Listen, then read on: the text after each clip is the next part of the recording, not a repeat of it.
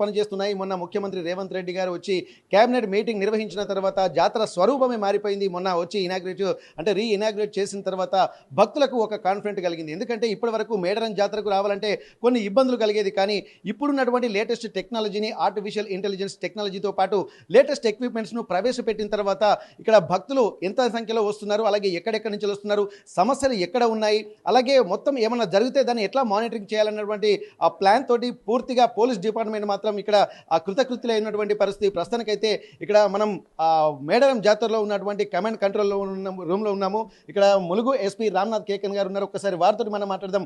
ఎంతమంది భక్తులు వచ్చేటువంటి అవకాశం ఉంటుంది, వచ్చేటువంటి భక్తుల యొక్క వారికి సంబంధించినటువంటి ఏర్పాట్లు ఎలా ఉండబోతున్నాయి, వారికి ఏమైనా ఇబ్బందులు కలిగితే ఎట్లాంటి ఇనిషియేషన్ తీసుకుంటున్నారు, ఏ విధంగా ప్రాబ్లమ్స్ని ఐడెంటిఫై చేస్తారన్నటువంటి విషయాలు కూడా మనం తెలుసుకునేటువంటి ప్రయత్నం చేద్దాం. ప్రస్తుతానికి కమాండ్ కంట్రోల్ రూమ్లో కూడా అనేక సీసీ కెమెరాలు అలాగే మొత్తం మానిటరింగ్ చేస్తున్నటువంటి నేపథ్యంలో ఇక్కడ కూర్చొని ములుగు పరిసర ప్రాంతాలతో పాటు అంటే ఇక్కడ తాడువాయి నుండి ఇలాగే పస్రా అలాగే ములుగు మేడారం జాతరలో జరిగినటువంటి ప్రైమిసెస్లో ఉన్నటువంటి చీమ చిటుక్కుమన్నా కానీ రికగ్నైజ్ చేసేంత ఒక టెక్నాలజీని కూడా ఇంప్లిమెంట్ చేస్తున్నారు. దానికే టీజీ క్వెస్ట్ అనేటువంటి ఒక పేరు తోటి దాని సార్థకతలో ముందుకు వెళ్తున్నటువంటి పరిస్థితి. ప్రస్తుతానికి సార్ నమస్తే సార్. ఇప్పటి వరకు మొన్న సీఎం గారు వచ్చిన తర్వాత కూడా మీకు ఒక సవాల్గానే మారింది. ఎందుకంటే ఆ సీఎం గారు వచ్చిన తర్వాత ఏర్పాట్లు ఎట్లా ఉండబోతున్నాయి, భక్తులు వస్తున్నారు, వైపు సీఎం గారు వస్తున్నారు, ఆ భద్రతా ఏర్పాట్ల మీద కూడా మీకు ఒక డెమోనేగా అనుకోవచ్చు సార్.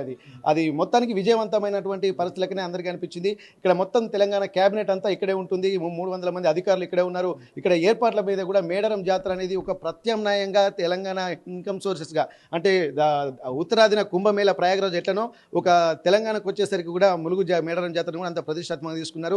ఆ క్యాబినెట్ టీంలో కూడా మినిస్ట్రీలో కూడా వాళ్ళు ఒక తీర్మానం చేశారు, నిరంతరం జరిగే జాతరగా చేద్దామని చెప్పి.